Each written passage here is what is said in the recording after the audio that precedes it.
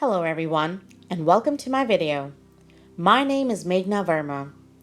Today I'll talk about the Right to Education Act in India.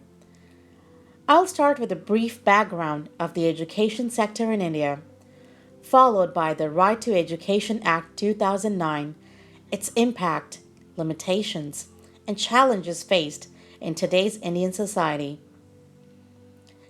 Elementary education forms the basis of mental development in a child, so it's imperative for nations to focus their attention on providing quality elementary education to their citizens, especially to the underprivileged sections of the society that can enable them to break the shackles of poverty.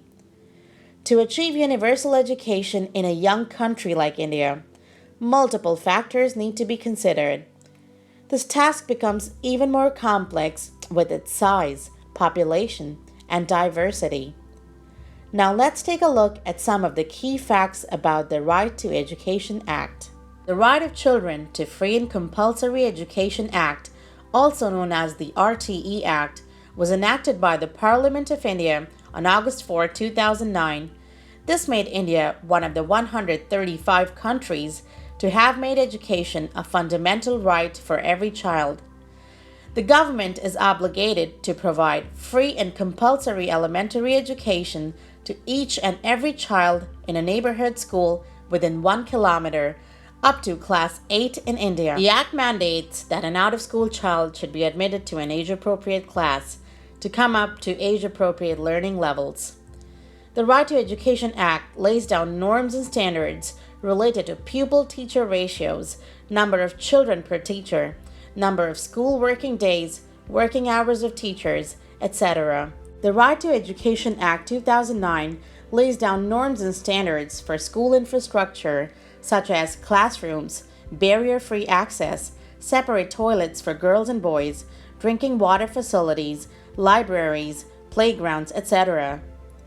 The Act also prohibits all kinds of physical punishment and mental harassment, discrimination based on gender, caste, and religion, screening procedures for admission, capitation fee, private tuition centers, and functioning of unrecognized schools. The RTE mandates that no child can be held back or expelled from school till class 8.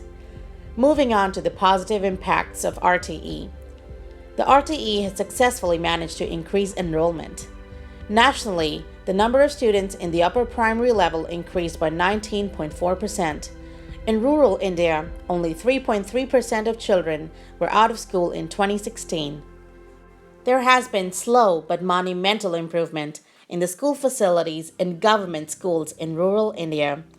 One of the revelations of the Right to Education Act was that education and sanitation go hand in hand.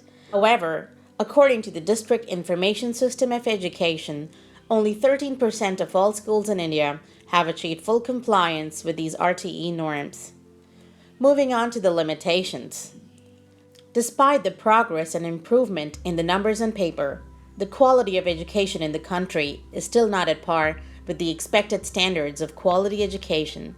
While enrollment rates have increased, keeping students in school for the requisite number of hours each academic year remains a challenge. Parents belonging to economically weaker sections can't afford to pay hefty school fees of private schools from class 9 onwards. Hence, Right to Education needs to be more inclusive by expanding it from 0 to 18 years of age. With the children coming from diverse backgrounds in schools, disciplinary issues, inferiority complex, and lack of motivation in the students from economically weaker sections are the major challenges of the RTE. Factors such as low wages, poor student-teacher ratio, violence against teachers, burdening teachers with non-teaching work during elections or census surveys has led to a shortage of good and qualified teachers.